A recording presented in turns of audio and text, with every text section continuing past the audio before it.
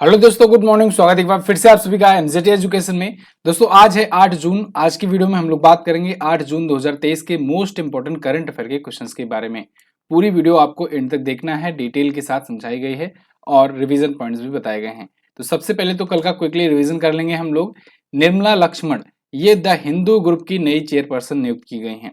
और वित्तीय समावेशन डैशबोर्ड अंतर्दृष्टि को लॉन्च किया है अभी हाल ही में शक्तिकांत दास ने, जो कि हैं आरबीआई के गवर्नर।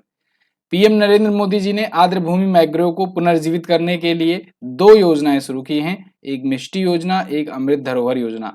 अमृत धरोहर योजना ये रामसर साइट के संरक्षण के लिए होगा। भारत ने अभी हाल ही में बिपरजॉय साइक्लोन के लिए, चक्रवाती तूफान के लिए अलर्ट जारी किया है। बिपरजॉय नाम जो है ये दिया है बांग्लादेश ने। अभी हाल ही में कथकली डांस थिएटर ये पुस्तक जो है लिखा है के गोपाल कृष्णन ने। और भारत और मालदीव के बीच में एकता नाम से एक अभ्यास हुआ है, नौसैनिक अभ्यास है, 6ठा संस्करण था। राष्ट्रपति द्रौपदी मुर्मू जी ये सूरीनाम गई हुई थी और वहां पर सूरीनाम का इनको सर्वोच्च नागरिक सम्मान दिया गया। FIBA 3x3 विश्व कप के पुरुष वर्ग का खिताब सर्बिया ने जीत लिया, जबकि महिला वर्ग को जीत लिया है अमेरिका ने। और अभी महाराष्ट्र राज्य के मुख्यमंत्री एकनाथ शिंदे ने एशिया की सबसे बड़ी क्लस्टर विकास योजना का शुभारंभ किया है। स्पेलिंग बी का खिताब जीत लिया है देव शाह ने। इन्होंने सेमोफाइल का सही स्पेलिंग बताया था। ठीक है, ये अमेरिका में दिया जाता है, बहुत ही प्रतिष्ठित सम्मान होता है बच्चों को। ये टॉप 10 करंट अफेयर के क्वेश्चन थे कल की वीडियो से, जिनका आपने किया क्विकली रिवीजन। अब आज की करंट अफेयर। तो पहला क्वेश्चन है, विश्व खाद्य सुरक्षा दिवस कब मनाया जाता है? तो प्रत्येक वर्ष साथियों 7 जून को मनाया जाता है वर्ल्ड फूड सेफ्टी डे, विश्व खाद्य सुरक्षा दिवस। इसको तो मुझे एक्सप्लेन करने की जरूरत है नहीं। जो भी खाद्य से रिलेटेड जो सुरक्षित चीजें हैं उसको कैसे खाया जाए, मतलब कि दुनिया भर में इस प्रकार की अवेयरनेस फैलाने के लिए जो भी खाओ शुद्ध खाओ, सही खाओ और फूड के प्रति सेफ्टी बरतो। साथ ही साथ जो फूड पॉइजनिंग होती है उसके प्रति अवेयरनेस लाने के लिए ये दिवस मनाया जाता है। क्लियर है? तो संयुक्त राष्ट्र के द्वारा ये मनाया जाता है। इसकी शुरुआत की गई थी दोस्तों 2018 से, ऑफिशियल रूप से यूएनजीए के द्वारा यानी यूनाइटेड नेशन की जनरल असेंबली के द्वारा 2018 से इसको मान्यता मिली। इस बार की थीम इंपॉर्टेंट है, याद रखिएगा। थीम है फूड स्टैंडर्ड सेव लाइव्स। क्या? Food standards save live. दो चीजें मैं पहले बताना चाहूंगा आपको। एक तो आपको याद होगा FSSAI, इसने क्या किया था? इसने अनाउंस किया था कि जो मिल्क के प्रोडक्ट हैं, मिल्क के जितने भी प्रोडक्ट हैं भारत में, उनका ये दोबारा से एक बार सैंपल कलेक्ट करेगा और उनकी जांच करेगा आज के टाइम पर। और दूसरी चीज ये है विश्व खाद्य सुरक्षा दिवस। एक ऐसे ही मनाया जाता है विश्व खाद्य दिवस, दोनों में थोड़ा सा डिफरेंस है। ये फूड की सिक्योरिटी को लेकर के, सेफ्टी को लेकर के है, जबकि ये पूरे के पूरे ओवरऑल फूड के लिए है। तो विश्व खाद्य दिवस 16 अक्टूबर को मनाया जाता है, जो मैं आपको रिवीजन करवाता रहता हूं अक्सर। क्यों? क्योंकि एक टर्म आता है, एक संगठन आता है UNFAO, यूनाइटेड नेशन का फूड एंड एग्रीकल्चर ऑर्गेनाइजेशन, जिसका हेडक्वार्टर कहाँ पर है? हेडक्वार्टर कहाँ पर है? हेडक्वार्टर भी पूछा जाता है, रोम में है। रोम में है, इटली में इसका हेडक्वार्टर है। और UNFAO की स्थापना हुई थी 16 अक्टूबर को 1945 में। इसी वजह से 16 अक्टूबर को मनाया जाता है विश्व खाद्य दिवस। तो UNFAO विश्व खाद्य दिवस इसके स्थापना दिवस पर, और जबकि विश्व खाद्य सुरक्षा दिवस ये 7 जून को मनाया जाता है। क्लियर है ना दोनों चीजें? अब जून के अभी तक के कौन कौन से महत्वपूर्ण दिवस आए हैं उनको देखिए। 1 जून को वर्ल्ड मिल्क डे, और 26 नवंबर को वैसे मनाया जाता है नेशनल मिल्क डे। 2 जून को तेलंगाना गठन दिवस या तेलंगाना राज्य स्थापना दिवस, 2014 में ये 29वां राज्य बना था आंध्र प्रदेश से अलग होकर के। 3 जून को वर्ल्ड साइकिल डे। 5 जून को विश्व पर्यावरण दिवस, इसकी थीम इस बार याद रखिएगा, बहुत इंपॉर्टेंट है, बीट प्लास्टिक पॉल्यूशन। और 7 जून को विश्व खाद्य सुरक्षा दिवस यानी फूड स्टैंडर्ड्स सेव लाइव्स है इसकी थीम। आगे बढ़ते हैं। हाल ही में किस राज्य ने केफोन नामक फाइबर ऑप्टिकल नेटवर्क लॉन्च किया? Very very most important question. KFON नाम का दोस्तों फाइबर ऑप्टिकल नेटवर्क लॉन्च किया है केरला ने। आपको याद होगा कुछ दिन पहले मैंने बताया था केरल ने अनाउंस किया है right to internet. Right to internet यानी कि इंटरनेट जो होगा वहां के नागरिकों का एक अधिकार होगा, मूलभूत अधिकार होगा। और ये अधिकार की बात वहां पर केरल सरकार की जिम्मेदारी बन जाती है कि हर एक नागरिक को इंटरनेट सेवा पहुंचाए और इंटरनेट की पहुंच प्रदान करे। तो अब इसी के तहत केफोन नाम का फाइबर ऑप्टिकल नेटवर्क लॉन्च किया है केरल ने। यहाँ पर देखिए आर्टिकल है, K FON will be available to all Kerala household says Pinarayi Vijayan. वहां के सीएम है पिनराई विजयन, उन्होंने अनाउंस किया है। तो के फोन प्रोजेक्ट इन्होंने ऑफिशियली लॉन्च कर दिया है 5 जून से, 5 जून से। अच्छा, अगर आपको याद हो, थोड़ा देर और पहले जाओ, कुछ और महीने पहले, तो मैंने आपको बताया था खुद की इंटरनेट सर्विस वाला शुरू करने वाला पहला राज्य केरल बना है। तो खुद की इंटरनेट सर्विस के जरिए ही तो वो फ्री में इंटरनेट दे पाएगा। अब मान लो किसी कंपनी से टाई अप किया, मान लो जैसे रिलायंस जियो से टाई अप किया कि चलो हम अपने राज्य के सभी नागरिकों को फ्री में इंटरनेट देना चाहते हैं, आपसे हम इंटरनेट लेंगे, खरीदेंगे और उसके बाद देंगे। तो जियो वाले कहेंगे चलो मुझे कोई दिक्कत नहीं है, आप इतना चार्ज दे दिया करना। तो फिर ऐसे में तो इसको बहुत बड़ी मात्रा में चार्ज ही देना पड़ेगा उस कंपनी को। तो ऐसे में केरल ने क्या किया, खुद की इंटरनेट सेवा प्रोवाइड करने की सोची और ये करने वाला भी पहला राज्य बना। उसके बाद इसने क्या कर दिया, right to internet policy launch कर दी, यानी कि हर एक नागरिकों का वहां पर अधिकार होगा इंटरनेट पाना, हर एक हाउस होल्ड का। तो के फोन का फुल फॉर्म पूछा जाएगा आपसे तो आप बताएंगे केरला फाइबर ऑप्टिकल नेटवर्क। और पहला राज्य ये इंटरनेट के बुनियादी अधिकार को घोषित करने वाला और पहला राज्य बना ये खुद की इंटरनेट सेवा प्रोवाइड करने वाला। केरल की बात करते हैं। केरल आप देखोगे मैप में यहाँ पर है, दक्षिण में ये रहा केरल। यहाँ के सीएम है पिनराई विजयन सीपीआईएम पार्टी से और यहाँ के गवर्नर है आरिफ मोहम्मद खान। केरल दोस्तों इसकी इसमें झीलों की अगर बात करें तो वेम्बनाड झील है, पेरियार झील है, ठीक है। इसके अलावा इडुक्की नेशनल पार्क भी है, साइलेंट वैली नेशनल पार्क ही बहुत पूछा जाता है, silent valley national park, Periyar वन्यजीव अभयारण्य है, पाल घाट यहाँ पर है दर्रा में पाल घाट जो है ये बड़ा पूछा जाता है। कथकली, मोहिनी अट्टम, काली अट्टम ये प्रमुख शास्त्रीय नृत्य हैं। ओणम यहाँ पर त्योहार मनाया जाता है, ओणम। इसके अलावा अट्टुकल पोंगल उत्सव मनाया जाता है।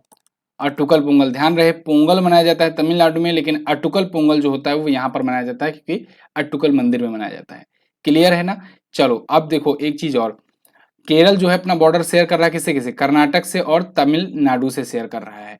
तिरुवनंतपुरम इसकी कैपिटल है। यहाँ पर 14 जिले हैं, 141 विधानसभा सीटें हैं और लोकसभा में 20 और राज्यसभा में 9 सीटें यहाँ से जाती हैं। क्लियर, आगे बढ़ते हैं। हाल ही में किस देश ने सार्वजनिक उपयोग के लिए दुनिया की पहली स्वचालित उड़ान टैक्सी का परीक्षण किया है। तो देखिए अभी इजराइल ने एक ऐसी टैक्सी लॉन्च की है, इसका परीक्षण किया है, टेस्टिंग किया हुआ है, जो कि ये अपने देश में सार्वजनिक उपयोग के लिए यूज करेगा, यानी पब्लिक के लिए यूज करेगा। और ये फर्स्ट ऑटोमेटेड फ्लाइंग टैक्सी होगी, यानी यात्रियों के लिए होगी टैक्सी ये और उड़ करके जाएगी। इसकी वजह से ट्रैफिक जाम वाली जो प्रॉब्लम्स है ये इससे निपटा जाएगा। तो ये आने वाला फ्यूचर है। इसने लॉन्च किया है ई विटॉल नाम से, नाम क्या होगा इसका, ई विटॉल, ठीक है। दुनिया की पहली ये ऑटोमेटेड ड्रोन टैक्सी होगी। देखो ड्रोन हम लोग किसे कहते हैं, यूएवी को। यूएवी मतलब अनमैन्ड एयर व्हीकल्स। कोई भी एयर व्हीकल्स हो, एयर व्हीकल मतलब जो हवा में चलने वाली हो एयर व्हीकल्स हो, वो अनमैन्ड अगर है तो उसे कहेंगे हम लोग ड्रोन। और यहाँ पर अगर टैक्सी के रूप में यूज की जा रही है, यानी पब्लिक के लिए यूज किया जा रहा है किराया देकर के कहीं थोड़ी दूर तक यात्रा करने के लिए, तो वो होगी टैक्सी, ठीक है। तो इसका नाम है ई विटॉल, याद रखिएगा, autonomous electric vertical take off and landing. Vertical take off and landing मतलब ये ऐसे ही उड़ेगी और ऐसे ही लैंड करेगी, ठीक है। और जो जहाज होता है एयरप्लेन देखो ऐसे जाता है, सू यहाँ से ऐसे लैंड करता है, ठीक है। तो ये हॉरिजॉन्टल टेक ऑफ हुआ और ये हुआ वर्टिकल, जैसे हेलीकॉप्टर हुआ ये वर्टिकल टेक ऑफ करता है। ओके, अब इजराइल आया है, चलिए वर्ल्ड मैप में देखते हैं इजराइल है कहाँ पर। तो वर्ल्ड मैप में आप देखोगे ये रहा अपना प्यारा भारत। यहाँ से आपको आना है इस साइड में, किधर, सीरिया के साइड में, इराक के साइड में। तो देखो क्रॉस करो इधर, पाकिस्तान, अफगानिस्तान, ईरान, इराक, फिर इधर पहुंचो सीरिया। सीरिया के बगल में इधर आपको दिख जाएगा लेबनान और लेबनान के जस्ट नीचे इधर ये इजराइल, जॉर्डन के बगल में ये रहा इजराइल। ये जो कंट्री है ना, इतनी छोटी कंट्री है और इतने ज्यादा इसके दुश्मन देश थे, लेकिन उसके बावजूद भी इससे सबकी हालत खराब रहती है। इजराइल की कैपिटल है जेरूसलम और इजराइल की मुद्रा होती है न्यू शकील। यहाँ के प्राइम मिनिस्टर अभी फिर से बने थे बेंजामिन नेतन्याहू। तो बेंजामिन नेतन्याहू अभी वर्तमान में इसके प्राइम मिनिस्टर हैं। अच्छा, इजराइल का ही तो सॉफ्टवेयर है पेगासस, जो जासूसी सॉफ्टवेयर है, जो चर्चे में आया था, जो सरकारों के लिए काम करता है जासूसी कराने के लिए किसी की, तो वो भी याद रखिएगा पेगासस, ठीक है ना। आगे बढ़ते हैं, अगला क्वेश्चन। जून 2023 में भारत के पहले अंतरराष्ट्रीय क्रूज जहाज MV एम्प्रेस, इसको कहां से हरी झंडी दिखाई गई। तो देखो ये भारत का पहला इंटरनेशनल क्रूज जहाज है, ठीक है, और इसका नाम है MV एम्प्रेस। ये अभी हाल ही में चेन्नई से रवाना हुई है। चेन्नई में इसको हरी झंडी दिखाई गई है और ये श्रीलंका के लिए गई है। यानी अभी तक कोई भी क्रूज जो जहाज थी, कोई क्रूज शिप जो थी, वो इंटरनेशनली नहीं चल रही थी। क्यों? क्योंकि अभी आपको याद होगा जो पिछला वाला जो क्रूज जो बहुत ज्यादा चर्चे में था, जो एक लग्जरी क्रूज सेवा थी, वो वाराणसी से डिब्रूगढ़ गई थी। वाराणसी से वाराणसी से डिब्रूगढ़ गई थी, याद होगा ना आपको। PM मोदी ने इसको हरी झंडी दिखाई थी। तो ये लग्जरियस क्रूज सेवा थी और ये नदी थी, नदी पर चलती थी। भाई भारत के अंदर में समुद्र थोड़ी ना है, तो नदी ये क्रूज सेवा थी। गंगा विलास नाम था इसका। तो ये गंगा विलास नाम था, मैं लिख दे रहा हूँ, नोट डाउन कर लेना आप। ये गंगा विलास MV गंगा विलास ये परियोजना थी, क्रूज थी। और यहाँ पर देखो MV एम्प्रेस है, जो कि चेन्नई से गई है, जाएगी कहाँ पर? श्रीलंका। और चूंकि श्रीलंका दूसरा देश है, इसीलिए ये इंडिया का पहला इंटरनेशनल क्रूज वेसल बन गया है, MV एम्प्रेस। तो केंद्रीय जो जहाज रानी मंत्री हैं, बंदरगाह मामलों के मंत्री हैं, सर्बानंद सोनोवाल, इन्होंने इसको हरी झंडी दिखा करके लॉन्च किया है चेन्नई से। ये 3000 यात्रियों को ले जाने की क्षमता रखता है। तो इसे देखो, श्रीलंका का हम्बन टोटा जो चाइना ने ले रखा है, त्रिकोणमाली, कांके कटोरी, ये सभी बंदरगाह कनेक्ट होंगे। आगे चर्चे में रही पुस्तक अजय टू योगी आदित्यनाथ, इसको किसने लिखा है? तो देखो, योगी आदित्यनाथ के ऊपर जो भी पुस्तक लिखी जाएगी, इसको किसने लिखा होगा? शांतनु गुप्ता ने। शांतनु गुप्ता को जैसे टास्क मिल गया हो, ये 3 पुस्तकें लिख चुके हैं बैक टू बैक, और फेमस भी होती है, पॉपुलर भी होती है। इस वाले ने तो एक रिकॉर्ड ही सेट कर दिया है। आइए देखते हैं कौन सा रिकॉर्ड है। तो देखिए, अजय टू योगी आदित्यनाथ, ये नई पुस्तक आई हुई है, न्यू ग्राफिक नॉवेल है, ये उपन्यास है, उत्तर प्रदेश, और ये CM के लाइफ पर है। यानी यूपी के जो CM है योगी आदित्यनाथ, उनकी लाइफ पर है। इसने Asia book of record create कर दिया है। कैसे क्रिएट किया है, आइए देखते हैं।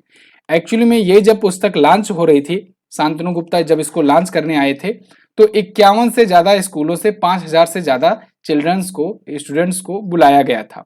और इतने कोई स्टूडेंट या इतनी संख्या में कोई एक बुक की लॉन्चिंग में इकट्ठा हो, ये अपने आप में एक रिकॉर्ड है, और इसी वजह से ये एशिया बुक ऑफ रिकॉर्ड में शामिल हुआ है, सबसे ज्यादा लोगों के सामने पुस्तकों का विमोचन करने के मामले में। क्लियर है? इनकी जो 2 पुस्तक पहले आ चुकी हैं, जो बहुत ही फेमस रही थी, बेस्ट सेलर रही थी, कौन कौन सी? The monk who transformed Uttar Pradesh, सबसे पहले इन्होंने ये लिखा था।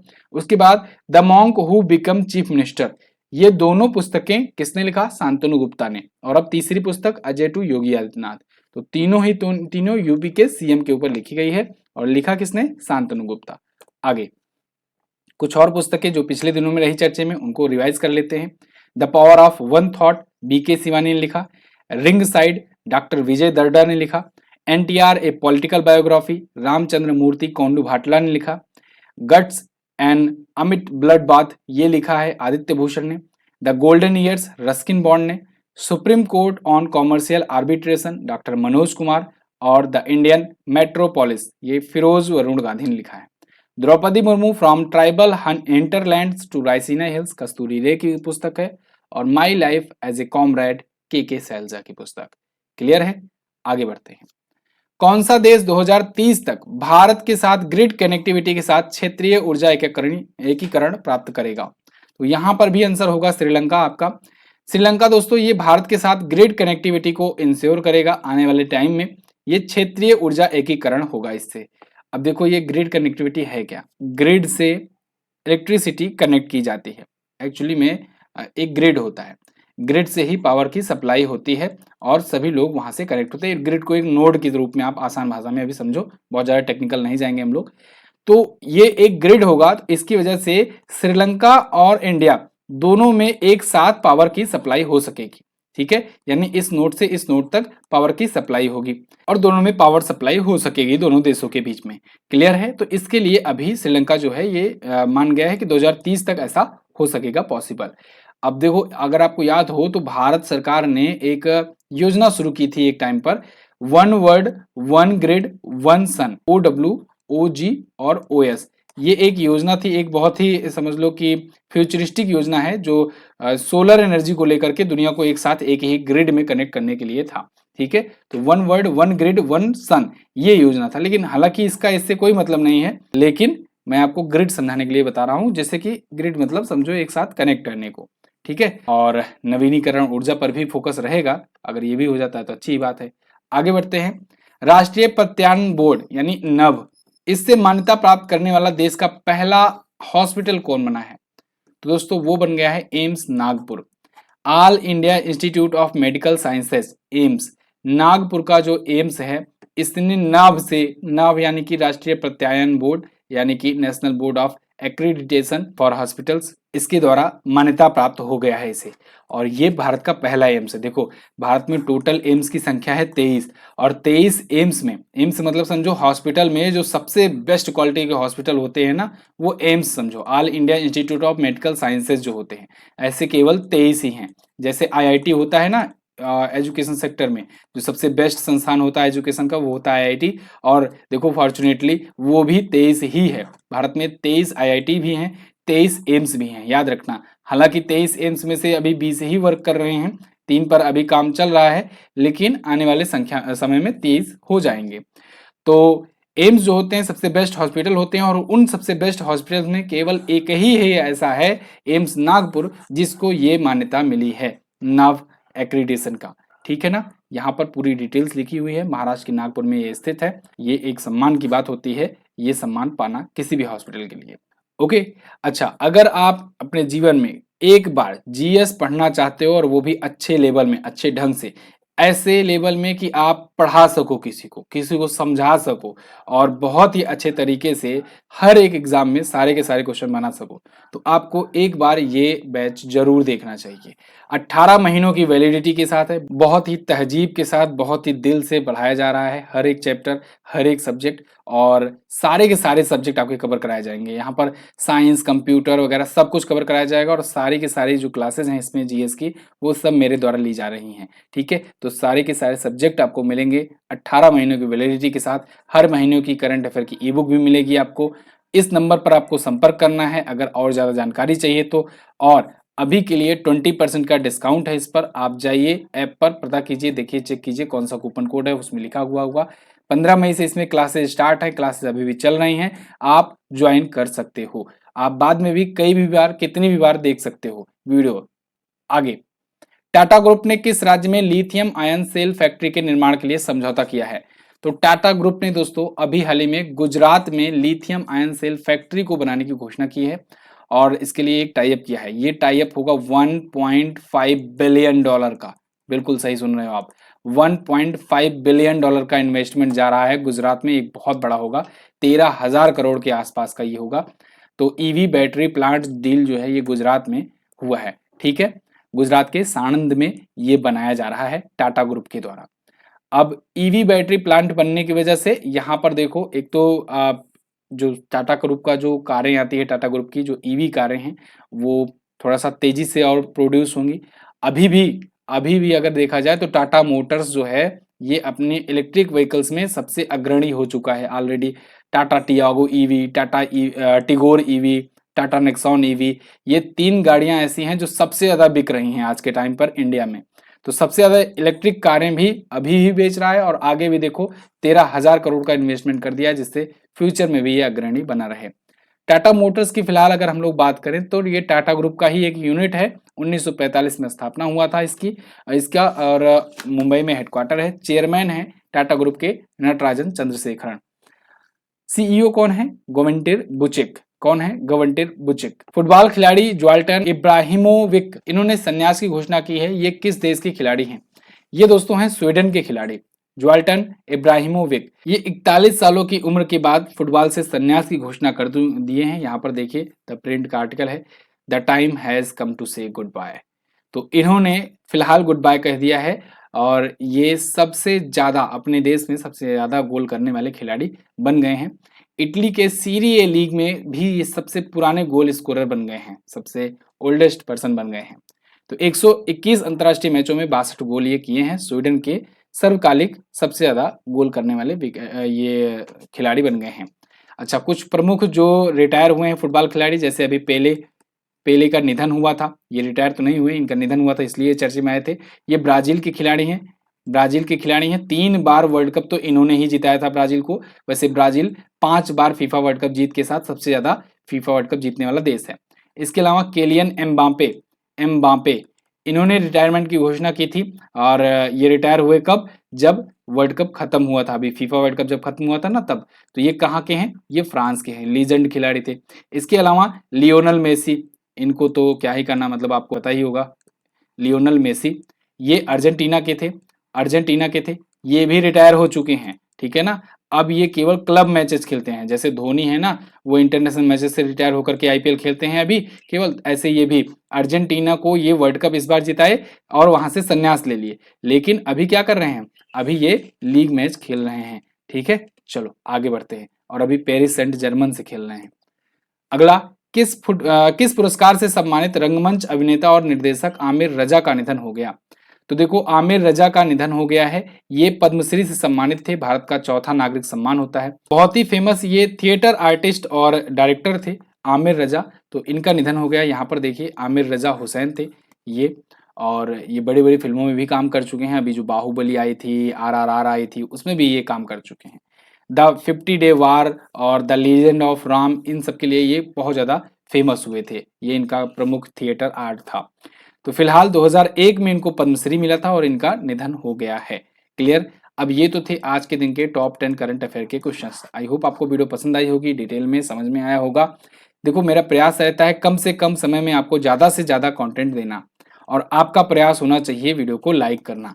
अगर आप लाइक करते हो तो मोटिवेशन हमारा बढ़ा रहता है, और अगर कमेंट कर देते हो तो मज़ा ही आ जाती है। तो आपको वीडियो कैसी लगती है आप लोग बता भी दिया करो, ठीक है ना। इसके अलावा हमारी ई बुक वगैरह सब कुछ है अवेलेबल एप्लीकेशन पर। अगर आपको कोई भी कंटेंट चाहिए और क्वालिटी से भरपूर और 100% जिससे कवरेज हो आपका, मतलब कोई भी फालतू की चीज़ें नहीं, केवल टू द पॉइंट चीज़ें, तो आप MZT ऐप का रुख कीजिए। बहुत सारी चीज़ें हैं, यकीन मानो आप जाओगे ऐप को देखोगे खुश हो जाओगे। चलो बात करते हैं अब रिवीजन की। तो हम लोग फरवरी का रिवीजन कर रहे थे। डेट 23 है, आज 23वां दिन है। पीएम मोदी ने अभी हाल ही में दौसा राजस्थान में भारत के सबसे लंबे एक्सप्रेसवे दिल्ली मुंबई एक्सप्रेसवे का उद्घाटन किया है। तो दौसा राजस्थान, ये याद रखना बहुत इंपॉर्टेंट है।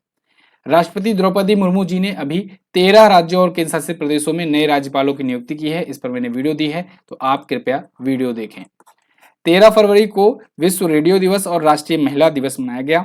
विश्व रेडियो दिवस के बारे में ज्यादा बात नहीं करेंगे। राष्ट्रीय महिला दिवस आप याद रखिएगा, सरोजनी नायडू जी की जयंती पर मनाया जाता है। ये कोकिला, भारत की कोकिला कही जाती थी, और साथ ही साथ ये उत्तर प्रदेश की गवर्नर बनी थी, भारत की पहली महिला राज्यपाल कह सकते हो आप। विश्व खुशहाली सूचकांक 2023 में भारत 136वें स्थान पर है, सॉरी 126वें स्थान पर है, 136वां नहीं, 126वें स्थान पर है। यहाँ पर मिस्टेक हुआ है, 126वां कर लीजिएगा। और कब मनाया जाता है विश्व खुशहाली दिवस? 20 मार्च को। आगे, राष्ट्रीय सुरक्षा गार्ड यानी NSG और US special operation force SOF, इन्होंने कहां पर अभी अभ्यास तर्कस किया? चेन्नई में किया है। इसके अलावा शुभमन गिल और ग्रेस स्क्रीवेंस, इनको ICC ने जनवरी 2023 के लिए प्लेयर ऑफ द मंथ चुना है। शुभमन गिल, ये तो इस IPL से आप नाम याद ही कर लिए होंगे। वैसे इनको ऑरेंज कैप मिला था, सबसे ज्यादा रन IPL में इन्होंने ही बनाए थे, 890 रन। G20 आधिकारिक उद्घाटन बैठक का आयोजन आगरा में किया गया। फीफा क्लब विश्व कप का खिताब रियल मैड्रिड ने जीता, जबकि फीफा विश्व कप का खिताब अर्जेंटीना ने जीता। $13 बिलियन, ये 5 वर्षों में भारत को रूस से हथियार मिले हैं इतने के, ठीक है, पिछले 5 वर्षों में। और अभी गैब्रियल तूफान ने ऑकलैंड और उसके आसपास के क्षेत्रों में तबाही मचाई हुई है। खेलो इंडिया यूथ गेम में महाराष्ट्र ने सबसे ज्यादा मेडल जीता है। जम्मू कश्मीर और लद्दाख उच्च न्यायालय का मुख्य न्यायाधीश N कोटेश्वर सिंह को नियुक्त किया गया है। और WPL की नीलामी में स्मृति मंधाना सबसे महंगी खिलाड़ी बनी थी। और पुरुष वाले IPL में अगर बात करें तो सैम करन या कुरन जो भी कहो, ये सबसे महंगे खिलाड़ी बने थे। सऊदी अरब की पहली महिला अंतरिक्ष यात्री रयाना बरनावी ये अंतरिक्ष मिशन पर गई। और बांग्लादेश के 22वें राष्ट्रपति बने मोहम्मद शहाबुद्दीन। इसके अलावा भारत का पहला राष्ट्रीय मेट्रो रेल ज्ञान केंद्र दिल्ली में बनाया जाएगा। और लियोनल मेसी ये 2021-22 में उच्चतम भुगतान पाने वाले एथलीटों की सूची में टॉप पर रहे। क्रिकेटर इयॉन मॉर्गन ने क्रिकेट के सभी फॉर्मेट से संन्यास की घोषणा कर दी है। इंग्लैंड के खिलाड़ी हैं, इंग्लैंड को पहला वर्ल्ड कप इन्होंने ही जिताया था। अंतर्राष्ट्रीय मिर्गी दिवस 13 फरवरी को, और वुल्फ पुरस्कार जीता प्रोफेसर डेनियल ड्रकर ने। ये 460 क्वेश्चन तक अब आप पहुंच गए हो और आई होप आपको मजा आ रहा होगा। ये 20-20 क्वेश्चन रोजाना रिवीजन करने को मिलता है। बात करें अगर लास्ट डे के क्वेश्चन की, कल मैंने पूछा था सिक्किम किस भारतीय राज्य से अपना बॉर्डर शेयर करता है, तो सिक्किम केवल और केवल वेस्ट बंगाल से अपना बॉर्डर शेयर करता है। खेलो इंडिया यूनिवर्सिटी गेम 2023 का मस्कट जीतू को चुना गया है, जो एक बारहसिंघा है। आज आपको क्या बताना है। चक्रवाती तूफान विपराजॉय ये किस देश ने नाम दिया है। कथकली किस देश का किस राज्य का लोक नृत्य है। राज्य यहाँ पर कर लीजिएगा, गलती हो गई है टाइपिस्ट से। किस राज्य का लोक नृत्य है कथकली, ये आपको बताना है। ठीक है, चलिए बहुत बहुत धन्यवाद यहाँ तक वीडियो देखने के लिए। क्विज वगैरह जाकर के सॉल्व कर लिया करो भाई, क्विज सॉल्व कर लिया करो, पीडीएफ भी डाउनलोड कर लिया करो, बिल्कुल फ्री है, कोई भी चार्जेस नहीं देने हैं। चलिए मिलते हैं अब अगली वीडियो में, तब तक के लिए नमस्कार, जय हिंद, वंदे मातरम।